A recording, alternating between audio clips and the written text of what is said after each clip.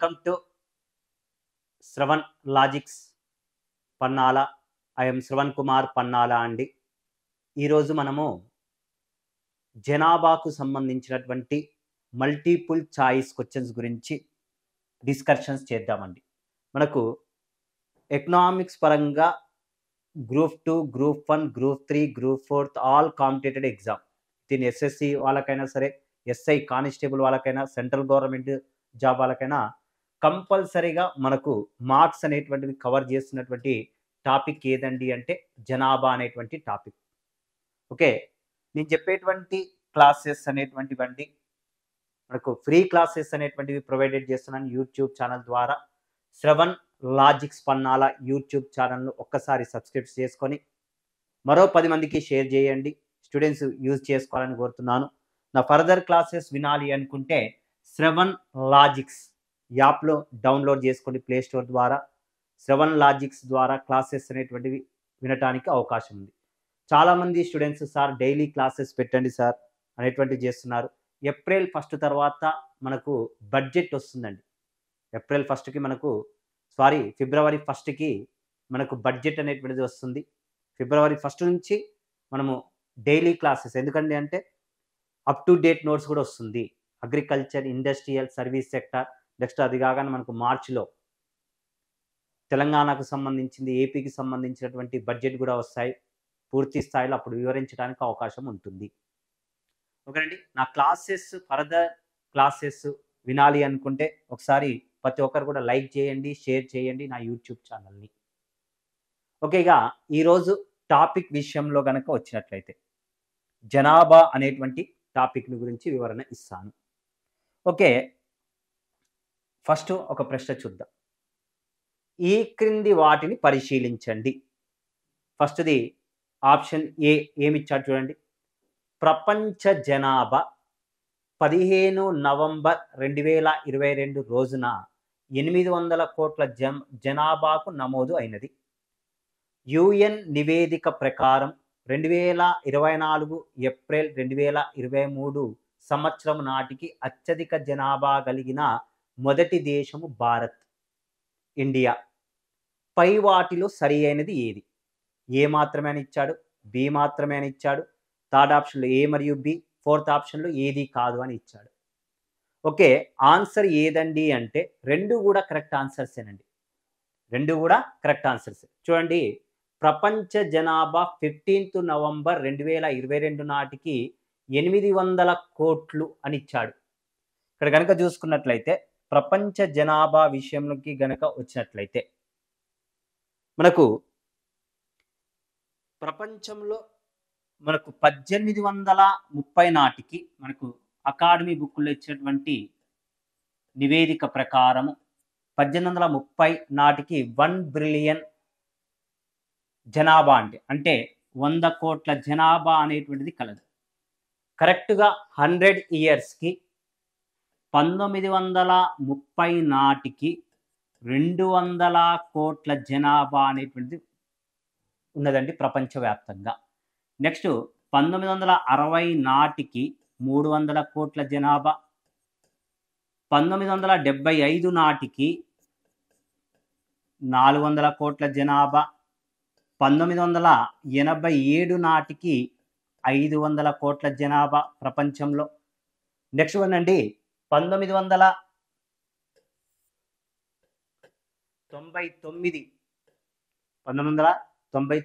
November 12th నాటికి ప్రపంచ జనాభా ఎన్ని కోట్ల జనాభా ఉందండి అంటే 600 కోట్లు. 2011 అక్టోబర్ 31 నాటికి 2011 అక్టోబర్ 31 నాటికి ప్రపంచ జనాభా 700 కోట్లు గాను, 2022 నాటికి ప్రపంచ జనాభా నవంబర్ 15 నాటికి 2022 నవంబర్ 15 నాటికి ప్రపంచ జనాభా ఎన్ని కోట్లుగా నమోదైందండి అంటే 800 కోట్లుగా నమోదు అయినది. ఈ రిపోర్టును ఎవరిచ్చారండి అంటే యుఎన్ఓకి సంబంధించినటువంటి యునైటెడ్ నేషనల్ పాపులేషన్ బ్యూరో వారి అధికారిక అంచనాల ప్రకారము మనకు మొత్తము ప్రపంచ జనాభా 800 కోట్లు గాను నమోదయ్యిందండి. మరి కరెక్టే, ఫస్ట్ ఆప్షన్ కరెక్ట్. నెక్స్ట్ రెండో ఆప్షన్ చూడండి. యుఎన్ నివేదిక ప్రకారం ఏప్రిల్ 24, 2023 సంవత్సరం నాటికి అత్యధిక జనాభా కలిగిన మొదటి దేశము భారతదేశం. యుఎన్ఓ వాళ్ళు అధికారికంగా తెలియజేశారండి, ప్రపంచ జనాభా అత్యధిక జనాభా కలిగినటువంటి మొదటి దేశము భారత్ అని.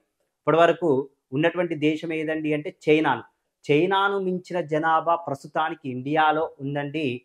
మనకు 24th ఏప్రిల్ రోజు 141,60,00,000కు పైగా భారతదేశ జనాభా ఉంటే 141,21,00,000 మందికి పైగా చైనా జనాభా అనేటువంటిది కలదు అని చెప్పిచ్చారు. మొదటి స్థానంలో ఉన్నటువంటి దేశం ఏదండి అంటే ఇండియా అయితే ప్రస్తుతానికి. మరి రెండవ దేశం ఏదండి అంటే చైనా దేశము కలదు. అదే మనకు ఎగ్జామ్ పాయింట్ ఆఫ్ వ్యూలో 2011 జనాభా లెక్కల ప్రకారం అత్యధిక జనాభా కలిగిన దేశము ఏది అంటే చైనా అవుతుంది. ప్రస్తుతము జనాభా అంచనాల ప్రకారం ప్రస్తుతానికి భారత్ ఎన్నో స్థానంలో ఉందండి అంటే మొదటి స్థానం. ఏ రోజుకి నమోదైంది అది? 24 ఏప్రిల్ 2023. ఇది రెండు ఆప్షన్స్ కూడా కరెక్ట్ ఆప్షన్సేనండి. ఓకేనండి. ఏ మరియు బి అనేటువంటిది కరెక్ట్ ఆన్సర్స్. ఏ మరియు బి అనేటువంటిది ఆన్సర్. ఓకే, నెక్స్ట్ మరొక ప్రశ్న గురించి వివరణ ఇస్తాను. ఈ క్రింది వాటిని పరిశీలించండి. ఫస్ట్ ఆప్షన్ చూడండి. ప్రతి సంవత్సరము జూలై 11వ తేదీని ప్రపంచ జనాభా దినోత్సవంగా పాటిస్తారు. ప్రతి సంవత్సరము జూలై 11వ తేదీని ప్రపంచ జనాభా దినోత్సవముగా పాటిస్తారు. 2021 సంవత్సరమును ఇండియాలో గ్రేట్ డివైడెడ్ ఇయర్ అని పేర్కొంటారు. ఏ ఇయర్లోనండి అంటే 1921 సంవత్సరమును ఇండియాలో గ్రేట్ డివైడెడ్ ఇయర్, గొప్ప విభాజక సంవత్సరం అని పేర్కొంటారు.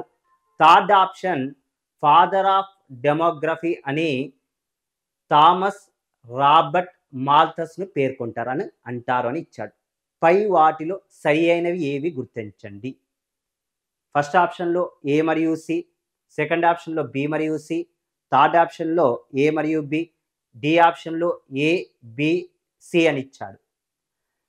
ఓకే, మనకు మూడు ఆప్షన్స్ కూడా కరెక్టే. ప్రతి సంవత్సరము జూలై 11న ప్రపంచ జనాభా దినోత్సవం అంటారు.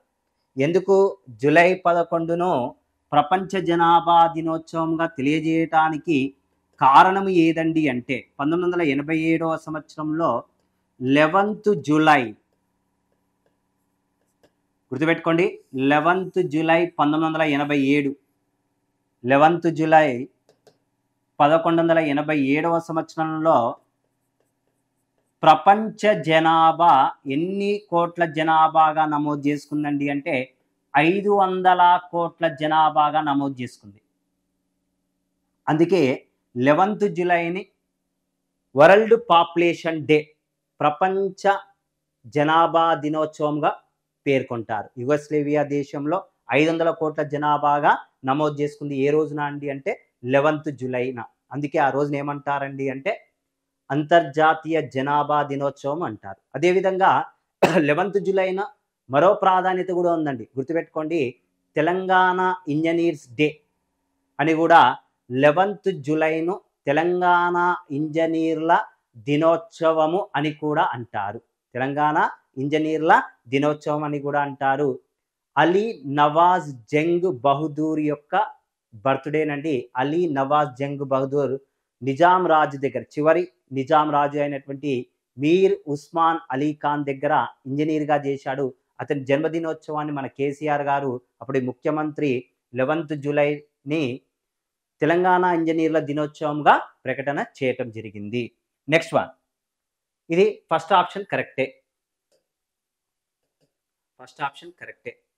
నెక్స్ట్ సెకండ్ ఆప్షన్ చూద్దాం. సెకండ్ ఆప్షన్లోకి వెళ్ళండి. 1921వ సంవత్సరంలో ఇండియాలో గ్రేట్ డివైడెడ్ ఇయర్ అని పేర్కొంటారు. ఓకే, భారతదేశంలో జనాభా అత్యధిక జనాభా అనేటువంటిది పెరిగినటువంటి సంవత్సరం ఎప్పుడండి అంటే, అత్యధిక జనాభా పెరిగినటువంటి సంవత్సరం ఎప్పుడైనా ఉందా అంటే ఆ సంవత్సరము 1971వ సంవత్సరంలో జనాభా వృద్ధి రేటు అనేటువంటిది 24.8% అనేటువంటిది జనాభా వృద్ధి రేటు అత్యధికంగా వస్తే, ఇండియాలో జనాభా లెక్కల సేకరణలో 1921వ సంవత్సరంలో జనాభా రుణాత్మకంగా రావటం జరిగింది. -0.3% నెగటివ్ గ్రోత్ రేట్ వచ్చింది. నెగటివ్ గ్రోత్ రేట్ వచ్చినందుకు ఈ ఇయర్‌ని ఏమన్నారండి అంటే, ఈ ఇయర్‌ని ఏమన్నామండి అంటే గొప్ప విభాజక సంవత్సరంగా చెప్పుకుంటారు. గ్రేట్ డివైడెడ్ ఇయర్‌గా చెప్తాము. నెక్స్ట్ ఫాదర్ ఆఫ్ డెమోగ్రఫీ అని థామస్ రాబర్ట్ మాల్థస్‌ను అంటారు. కరెక్ట్ అండి. ఫాదర్ ఆఫ్ డెమోగ్రఫీ అని ఎవరినంటారండి అంటే థామస్ రాబర్ట్ మాల్థస్. ఇతడు రచించినటువంటి ప్రముఖ గ్రంథము పేరు ఏదండి అంటే an essay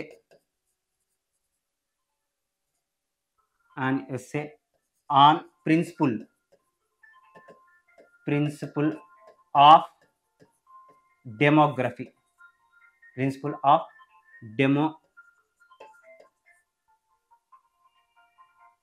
of population అనేటువంటి గ్రంథాన్ని రచించాడు. ఎవరండి అంటే మాల్థస్. ఓకే, ఇతడు ఏమంటాడండి అంటే ప్రపంచంలో జనాభా ఏ రకంగా పెరుగుతుందండి అంటే గుణశ్రేణిలో, గుణాత్మకంగా పెరుగుతుంది. మరి ఆహారపు పదార్థాలు, ఆహారపు ధాన్యాలు అంకెశ్రేణిలో పెరుగుతున్నాయి అని చెప్పి వివరణ ఇచ్చినటువంటి ఆర్థికవేత్త అండి. మొత్తం ABC అనేటువంటివి 3 ఆప్షన్స్ కూడా కరెక్ట్ ఆప్షన్సేనండి. ఓకేనండి, 3 ఆప్షన్స్ కూడా కరెక్ట్ ఆప్షన్సే. ఓకే, నెక్స్ట్ వన్ అండి. మరొక ప్రశ్న గురించి వివరణ ఇస్తాను. 2011 జనాభా లెక్కల ప్రకారం ఈ క్రింది వాటిని జతపరచండి. ఓకే, రాష్ట్రాలు ఉన్నాయి, వాటి యొక్క జనాభా పరంగా ఏ అంశంలో ప్రాధాన్యత కలిగి ఉంది? అరుణాచల్ ప్రదేశ్, హిమాచల్ ప్రదేశ్, గోవా. చూడండి, ఫస్ట్ ఆప్షన్లో అరుణాచల్ ప్రదేశ్లో అత్యల్ప జనాభా సాంద్రత అని ఇచ్చాడు. హిమాచల్ ప్రదేశ్ అత్యల్ప పట్టణ జనాభా శాతం ఇచ్చాడు. గోవా అన్ని రాష్ట్రాల కన్నా అత్యధిక పట్టణ జనాభా శాతం ఇవ్వటం జరిగింది. ఇవి ఆప్షన్స్ ఇచ్చాడు. ఓకే, జనసాంద్రత వాస్తవానికి డెన్సిటీ అంటే ఒక చదరపు కిలోమీటర్కి ఎంతమంది నివసిస్తున్నారో తెలియజేసేదే డెన్సిటీ, జనసాంద్రత అంటారు. 2011 జనాభా లెక్కల ప్రకారం అండి, 2011లో 2011 జనాభా లెక్కల ప్రకారము భారతదేశంలో సగటు జనసాంద్రత 382 కలదు. సగటు జనసాంద్రత ఎంత ఉందండి అంటే 382 కలదు. మరి అత్యధిక జనసాంద్రత కలిగినటువంటి రాష్ట్రం ఏదండి అంటే 2011 జనాభా లెక్కల ప్రకారం ఎక్కువగా జనసాంద్రత కలిగినటువంటి రాష్ట్రం ఏదండి అంటే బీహార్. 2001 జనాభా లెక్కల ప్రకారం అత్యధిక జనసాంద్రత కలిగింది వెస్ట్ బెంగాల్. గుర్తుపెట్టుకోండి, ఎగ్జామ్లో కూడా అడిగాడు. 2001 జనాభా లెక్కల ప్రకారం అత్యధిక జనసాంద్రత కలిగినటువంటి రాష్ట్రము వెస్ట్ బెంగాల్ అయితే 2011 జనాభా లెక్కల ప్రకారం అత్యధిక జనసాంద్రత కలిగినటువంటి రాష్ట్రము ఏదండి అంటే బీహార్. 1106 మంది కలరండి. అదేవిధంగా మన ఇండియాలో అతి తక్కువ జనసాంద్రత కలిగినటువంటి రాష్ట్రం ఏదండి అంటే అరుణాచల్ ప్రదేశ్ అండి. అరుణాచల్ ప్రదేశ్ అత్యల్ప జనసాంద్రత కలదండి. ఇక్కడ ఎన్న మంది కలరండి అంటే 17 మంది కలరు. అదేవిధంగా ఇంకో ప్రశ్న కూడా అడగటానికి ఛాయిస్ ఉంది. అత్యధిక జనసాంద్రత కలిగినటువంటి కేంద్ర పాలిత ప్రాంతం ఏది? ఢిల్లీ అండి. అతి తక్కువగా జనసాంద్రత కలిగినటువంటి కేంద్ర పాలిత ప్రాంతం అని కూడా అడగటానికి ఛాయిస్ ఉంది. అండమాన్ నికోబార్ దీవులండి, 46 మెంబర్స్ ఉన్నారు. ఓకేనండి, మరి హిమాచల్ ప్రదేశ్ కనుక చూసినట్లయితే అత్యల్ప పట్టణ జనాభా శాతం, పట్టణ జనాభా శాతం అతి తక్కువగా ఉన్నటువంటి రాష్ట్రం. పట్టణ జనాభా శాతాల పరంగా చూసినట్లయితే 10.4%, 10.04% అండి. 10.04%. అతి తక్కువగా పట్టణ జనాభా శాతం తక్కువగా ఉన్నటువంటి రాష్ట్రం హిమాచల్ ప్రదేశ్ అయితే, గోవాలో అన్ని రాష్ట్రాల కన్నా అత్యధిక పట్టణ జనాభా శాతము కలదండి. 62.1% కలదండి. అంటే ఇక్కడ ఏ, బి, సి 3 కూడా కరెక్టే. అయితే ఇక్కడ విద్యార్థులు గుర్తుపెట్టుకోవాల్సినటువంటి అంశం ఏదండి అంటే, ఇక్కడ అన్ని రాష్ట్రాల కన్నా అత్యధిక పట్టణ జనాభా శాతము అంటే గోవా అవుతుంది. అదే పట్టణ జనాభా ఎక్కువ ఉన్న రాష్ట్రము శాతము వేరే, శాతము వేరే వస్తుంది, జనాభా పరంగా వేరే వస్తుంది. అన్ని రాష్ట్రాల కన్నా అత్యధిక పట్టణ జనాభా ఉన్న రాష్ట్రము అంటే మహారాష్ట్ర అవుతుంది. ఓకేనండి స్టూడెంట్స్, ఇది గుర్తుపెట్టుకోండి ఈ అంశము. ఓకేనండి, ఇందులో దేనికి దానికి ఏ 1 ఉండాలి, బి 2 ఉండాలి, సి 3 ఉండాలి. First option is the correct answer. First one is the correct answer. Next మరొక ప్రశ్న చూద్దాం. ఈ క్రింది వాటిలో 2011 జనాభా గణాంకాల ప్రకారం అత్యధిక అత్యల్ప లింగ నిష్పత్తులు నమోదు చేసిన రాష్ట్రాలు ఏవి? ఓకే, లింగ నిష్పత్తి అంటే ఏమిటి? ప్రతి 1000 మంది పురుషులకు స్త్రీలు ఎంతమంది ఉన్నారో తెలియజేసేది సెక్స్ రేషియో. లింగ నిష్పత్తి, స్త్రీ పురుష నిష్పత్తి అంటారండి. ఇండియాలో 2011 జనాభా లెక్కల ప్రకారము భారతదేశంలో లింగ నిష్పత్తి ఎంత ఉందండి అంటే 943:1000. 943:1000 మెంబర్స్ కలదు. ప్రతి 1000 మంది పురుషులకు స్త్రీల సంఖ్య ఎంత ఉన్నారండి అంటే 943 మంది కలరండి. మరి అత్యధికంగా స్త్రీ పురుష నిష్పత్తి అత్యధికంగా ఉన్నటువంటి రాష్ట్రం ఏదండి అంటే కేరళ. కేరళలో ఉన్నారండి. కేరళలో ఎంతమంది ఉన్నారండి అంటే 1084 మంది ఉన్నారు. 1000 మంది పురుషులకు స్త్రీల యొక్క సంఖ్య ఎక్కువగా ఉన్నటువంటి రాష్ట్రం ఏదండి అంటే అత్యధికంగా ఉన్నటువంటిది కేరళ. మరి తక్కువగా ఉన్నటువంటిది ఏదండి అంటే హర్యానా రాష్ట్రం అండి.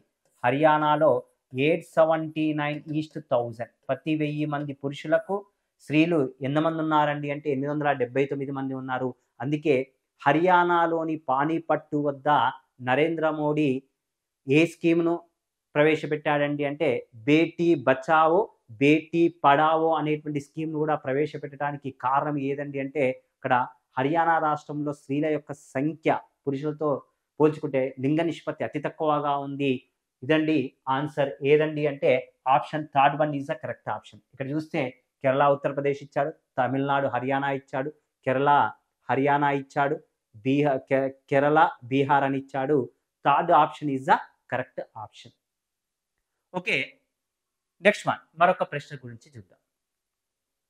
2011 జనాభా ప్రకారం కింది రాష్ట్రాలను, ఆ రాష్ట్రాలలో పిల్లలను లింగ నిష్పత్తులను జతపరచండి. పిల్లల లింగ నిష్పత్తిని జతపరచండి అని ఇచ్చాడు. హర్యానా, రాజస్థాన్, అరుణాచల్ ప్రదేశ్, ఒరిస్సా ఏబిసిడి ఆప్షన్ ఇచ్చాడు.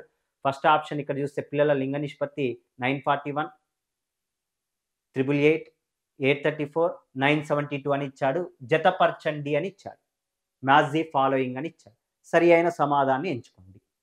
ఎగ్జామినర్ ఇప్పుడున్నటువంటి ఎగ్జామినర్ డ్యూటీ ఒకటేనండి, వీలున్నంత వరకు మన టైం వేస్ట్ చేస్తాడు. గుర్తుపెట్టుకోండి. అందుకే ఇలాంటి ప్రశ్నలు ఇవన్నీ మన 2023లో అడిగినవి. జేఎల్లో అడిగాడు ఏదో ఎగ్జామ్లో ఈ ప్రశ్న. ఇలాంటి ఈ టైప్స్ ఆఫ్ క్వశ్చన్స్ ఇది కూడా జేఎల్లో నిన్న మొన్న వచ్చినటువంటి ప్రశ్ననే. ఇవన్నీ కూడా ఈ మధ్యలో లేటెస్ట్గా అడిగినటువంటి ప్రశ్నలేనండి ఇవన్నీ కూడా. ఓకే, చూడండి. పిల్లలలో లింగ నిష్పత్తి, చైల్డ్ సెక్స్ రేషియో అంటే ఎంత ఏజ్ గ్రూప్ ఉండాలి? 0 to 6 బాలబాలికలు లింగ నిష్పత్తి. ఓకే, బాలబాలికల లింగ నిష్పత్తి ఇండియాలో ఎంత ఉందండి అంటే 919:1000. 1000 మంది బాలురలకు బాలికల సంఖ్య 919 మంది ఉన్నారు. మరి హర్యానా, రాజస్థాన్, ఒరిస్సా. సార్ ఇన్ని రాష్ట్రాలు ఎలా గుర్తుపెట్టుకోవాలి? కామన్ పాయింట్ అండి, అత్యధికం ఏది, అతి తక్కువ ఏది జనరల్గా గుర్తుపెట్టుకుంటారు స్టూడెంట్స్. ఆ రెండింటిని బట్టే ఇది ఆన్సర్ చేయగలుగుతాము. మిగిలినవి ఎలిమినేషన్ ప్రాసెస్లో ఈజీగా చేయవచ్చు. గుర్తుపెట్టుకోండి, పిల్లలలో 0 to 6 ఇయర్స్లో అత్యధికంగా లింగ నిష్పత్తి కలిగినటువంటి రాష్ట్రము ఏ రాష్ట్రం అండి అంటే అరుణాచల్ ప్రదేశ్. తర్వాతనే కేరళ ఉంది. మామూలుగా పెద్దవారిలో లింగ నిష్పత్తుల్లో హైయెస్ట్గా ఉన్నది ఏదండి అంటే కేరళ. కానీ పిల్లల్లో లింగ నిష్పత్తి అత్యధికంగా ఉన్నటువంటి రాష్ట్రం ఏదండి అంటే అరుణాచల్ ప్రదేశ్. అరుణాచల్ ప్రదేశ్లో ఎంతమంది ఉన్నారండి అంటే 972. ఇక్కడ చూడండి, మనకు అరుణాచల్ ప్రదేశ్ సి ఆప్షన్లో డి ఉండాలి. డి ఎక్కడైనా కనిపించిందా సిలో? కథం, ఎలిమినేషన్ ప్రాసెస్ ఈజీగా చూడండి, ఆప్షన్స్ ఒక్కదాన్ని బట్టి ఆన్సర్ చేయగలిగినాం. నెక్స్ట్ అతి తక్కువగా ఏది ఉంది అని ఇచ్చాడు. అతి తక్కువగా హర్యానా చూడండి, అతి తక్కువగా హర్యానా గలదు. హర్యానాలో లింగ నిష్పత్తి పిల్లల్లో 834. ఏ ఆప్షన్ 3, ఏ ఆప్షన్లో 3. రాజస్థాన్లో 888 మంది ఉంటే, ఓకే, అరుణాచల్ ప్రదేశ్లో 972 మంది, ఒరిస్సాలో ఎంతమంది ఉన్నారండి అంటే 941. అంటే D1 is the option correct. Okay sir, 100కి 100% ఏ స్టూడెంట్ కూడా 150 ప్రశ్నలకు 150 ప్రశ్నలు ఆన్సర్స్ చేయలేరు. మనం రాసేది 10th ఇంటర్ ఏదో కాదండి, మనం రాసేది కాంపిటేటివ్ ఎగ్జామ్. ఈసారి ఎకనామిక్స్ పేపర్లో 120 నుంచి 125 మార్క్స్ రావటం కూడా కష్టమే. ఎందుకండి అంటే 2023 సంవత్సరంలో జరిగినటువంటి ప్రశ్నాపత్రాలను బట్టి చెప్తున్నానండి. గ్రూప్ 1 జరిగింది, 2 సార్లు జరిగింది. అందులో ఎలాంటి ప్రశ్నలు ఇచ్చాడు ఎకనామిక్స్ సంబంధించినవి చూడండి. ఈ జనాభాకి సంబంధించిన ప్రశ్నలు ఒకసారి వెరిఫికేషన్ చేయండి. ఎలాంటి ప్రశ్నలు అడుగుతున్నాడు, ఏంటి, ఎలా అడుగుతున్నాడు, ఏంది అనేది. డివిజనల్ అకౌంట్ ఆఫీసర్ జరిగింది, అది కూడా లీక్ అయిందని చెప్పి అది కూడా క్యాన్సిల్ అయ్యింది. అందులో కూడా చూడండి మీరు, జనాభాకు సంబంధించినవి అదర్ క్వశ్చన్స్ ఏ రకంగా ఎకనామిక్స్లో అడుగుతున్నాడు. ఆన్సర్స్ చేయటం కష్టంగా ఉంది. ఎలిమినేషన్ ప్రాసెస్ చేస్తేనే ఆన్సర్లు చేయగలుగుతాం. నెక్స్ట్ మరొకటి చూద్దాం. భారతదేశంలో సేకరించిన జనాభా గణాంకాలు క్రింది వానిలో ఎన్నవది అని ఇచ్చాడు. 13వది, 12వది, 14వది, 15వది అని ఇచ్చాడు. ఓకే, భారతదేశంలో సేకరించిన జనాభా గణాంకాలు క్రింది వానిలో ఎన్నవది? 13, 12, 14, 15 అని ఇచ్చాడు. ఓకే, ఇంకో ప్రశ్న చూద్దాం, 2 కలిపి ఆన్సర్ చూస్తాం. స్వతంత్రము తర్వాత ఎన్నిసార్లు జనాభా గణాంకాలు జరిగినవి అని ఇచ్చాడు. 7, 6, 5, 8 అని ఇచ్చాడు. ఇక్కడ భారతదేశంలో మొదటిసారిగా జనాభా లెక్కల సేకరణ ఎప్పుడు జరిగింది? భారతదేశంలో జనాభా లెక్కల సేకరణ మొదటిసారిగా జరిగినటువంటి సంవత్సరం ఎప్పుడండి అంటే 1872 ఇయర్లో లార్డ్ మయో అనేటువంటి బ్రిటన్ వైస్రాయ్ మొట్టమొదటిసారిగా జనాభా లెక్కలను సేకరించాడు. తరువాత ఒక క్రమ పద్ధతిలో జనాభా లెక్కను, సైంటిఫిక్గా జనాభా లెక్కలను సేకరించింది లార్డ్ రిప్పన్, స్థానిక సంస్థల పితామహుడు అంటారు. 1881 ఇయర్ నుంచి ఒక క్రమ పద్ధతిలో లెక్కించడం జరిగింది. ప్రతి 10 సంవత్సరాలకు ఒకసారి చేయటం జరిగింది. ఆ తర్వాత 1891, 1891, నెక్స్ట్ 1901, 1911, 1921, 1931, 1941.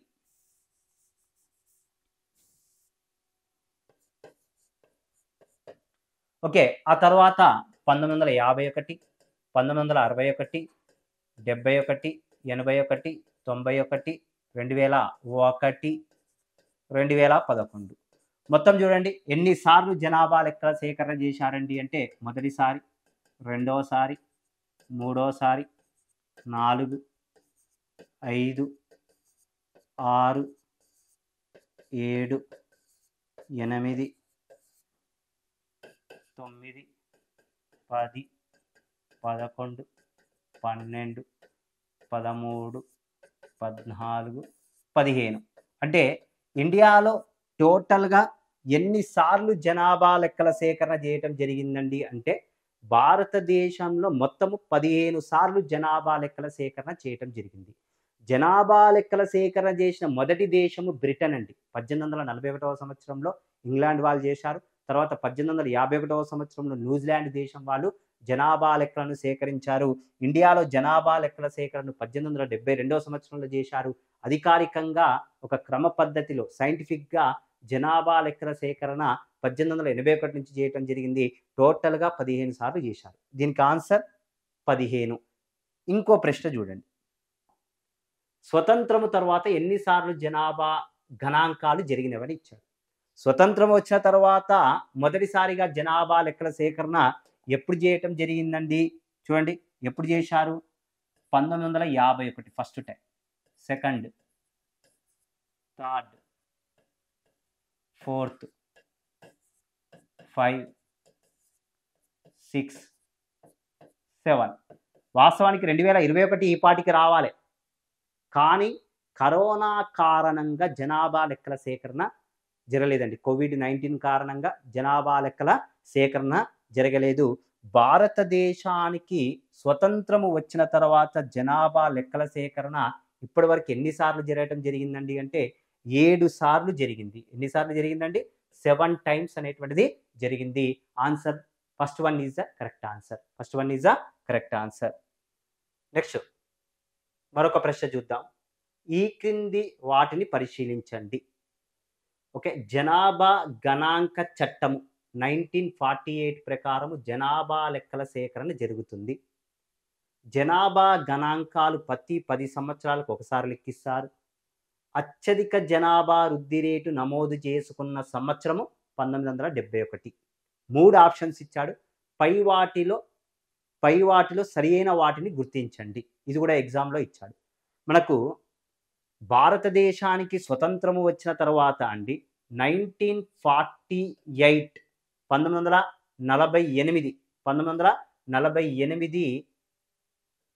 ప్రకారము జనాభా లెక్కల సేకరణ అనేటువంటిది, జనాభా గణాంకాల చట్టము ప్రకారం 1948 ప్రకారము జనాభా లెక్కల సేకరణ జరుగుతుంది. కరెక్టేనండి. నెక్స్ట్ సెకండ్ ఆప్షన్ చూద్దాం. ఇంతకుముందు చెప్పాను ప్రతి 10 సంవత్సరాలకు ఒకసారి జనాభాను లెక్కిస్తున్నారని. థర్డ్ ఆప్షన్ చూడండి, అత్యధిక జనాభా వృద్ధి రేటు నమోదు చేసుకున్నటువంటి సంవత్సరము 1971. ఎంత? 24.8% జనాభా వృద్ధి రేటు నమోదు చేసుకున్నది. అత్యధికంగా జనాభా వృద్ధి రేటు నమోదు చేసుకున్నటువంటి సంవత్సరం ఎప్పుడండి అంటే 1971. ఈ 3 కూడా కరెక్ట్ ఆన్సర్లే. ఏ, బి మరియు సి 3 కూడా కరెక్ట్ ఆన్సర్లేనండి. అతి తక్కువగా జనాభా వృద్ధి రేటు నమోదైన సంవత్సరం ఎప్పుడండి అంటే ఇంతకుముందు చెప్పాను 1921. ఓకే, అక్కడ ఇన్ఫ్లుయెంజా ప్లేగు వ్యాధి కారణంగా జనాభా అనేటువంటిది తగ్గింది. -0.3% రుణాత్మకంగా వచ్చింది. ఒక ప్రశ్న అడిగాడు, 2001 నుండి 2011 మధ్య కాలంలో ఈ క్రింది దేశాలలో జనాభా నెగిటివ్గా వచ్చింది అని ఇచ్చాడు. 2001 నుంచి 2011 మధ్య కాలంలో రుణాత్మకంగా నమోదు చేసుకున్నటువంటి చాలా చిన్న చిన్న దేశాలు ఉన్నాయి. ప్రముఖ దేశాలు ఏమున్నాయండి అంటే జపాన్ మరియు రష్యాలలో జనాభా రుణాత్మకంలోకి రావటం జరిగిందండి. ఉన్న జనాభా తగ్గిపోయింది. ఇది ఒకసారి ఎగ్జామ్లో అడిగాడు. ఆప్షన్లో జపాన్ లేదు, రష్యా ఇచ్చాడు. ఆన్సర్ అది రష్యా అవుతుంది. ఐ థింక్ 2012 గ్రూప్ 1 అనుకుంటా అడిగాడు ఆ ప్రశ్న. ఓకే, నెక్స్ట్ ఇంకోటి చూద్దాం. భారతదేశ జనాభా లక్షణాలు: పెద్ద పరిమాణము, నిరంతర వృద్ధి, గ్రామీణ జనాభా ప్రాబల్యము, వేగంగా తరుగుతున్న జనాభా సాంద్రత, మహిళలకు ప్రతికూల లైంగిక నిష్పత్తి కూర్పు అని ఇచ్చాడు. 3 ఆప్షన్స్ ఇచ్చాడు. ఓకేనండి, ఇక్కడ 4 ఆప్షన్స్ ఇచ్చాడు. ఇక్కడ కనుక చూసుకున్నట్లయితే పెద్ద పరిమాణము, నిరంతర వృద్ధి కరెక్టేనండి. జనాభా వృద్ధి అనేటువంటిది పెద్ద పరిమాణంలోనే ఉంది, నిరంతర వృద్ధి అనేటువంటిది జరుగుతుంది. కరెక్టే. ఓకే, భారతదేశం మొత్తము జనాభాలో గ్రామీణ జనాభా ఎంత శాతం ఉందండి అంటే దాదాపుగా 31 పాయింట్ మీద ఉంది. అంటే 32 రమారమి. 68% వరకు ఎవరున్నారండి అంటే మన గ్రామీణ జనాభా 68% ఉంటే దాదాపుగా 31% పైగా పట్టణ జనాభా ఉంది. అంటే గ్రామీణ జనాభా ఎక్కువగా ఉంది. నెక్స్ట్ వేగంగా తరుగుతున్న అంటే తగ్గుతున్న జనసాంద్రత అని ఇచ్చాడు. కాదండి, మనకు జనసాంద్రత కూడా పెరుగుతుంది, డెన్సిటీ అనేటువంటిది కూడా పెరుగుతుంది. ప్రతి సంవత్సరము మనకు డెన్సిటీ పెరుగుతుంది, తగ్గటం లేదండి. ఇది ఒక్క ఆప్షన్ ఇస్ అ రాంగ్. మహిళలకు ప్రతికూల లైంగిక నిష్పత్తి కూర్పు అని ఇచ్చాడు. కరెక్టేనండి. ఎందుకండి 2011 జనాభా లెక్కల ప్రకారం ప్రతి 1000 మంది పురుషులకు స్త్రీలు ఎంతమంది ఉన్నారండి అంటే 943:1000 మెంబర్స్ ఉన్నారు. ఓకేనండి. ఇది A, B, D is the correct answer. Fourth one is the correct answer. A, B, D is the correct answer. ఓకేనండి. స్టూడెంట్స్ ఈరోజు మనకు జనాభాకు సంబంధించిన కొన్ని ప్రశ్నల గురించి వివరణ ఇచ్చానండి. ఓకే స్టూడెంట్స్, నా YouTube channel Shravan logics Pannala YouTube ఛానల్ను లైక్ చేయండి, షేర్ చేయండి, సబ్స్క్రిప్షన్స్ తీసుకోండి. ఓకే, నా క్లాసెస్ వినాలి అనుకుంటే శ్రవణ్ లాజిక్స్ యాప్ను డౌన్లోడ్ చేసుకోండి. నా క్లాసెస్ అనేటువంటిది వినటానికి అవకాశం కలదు.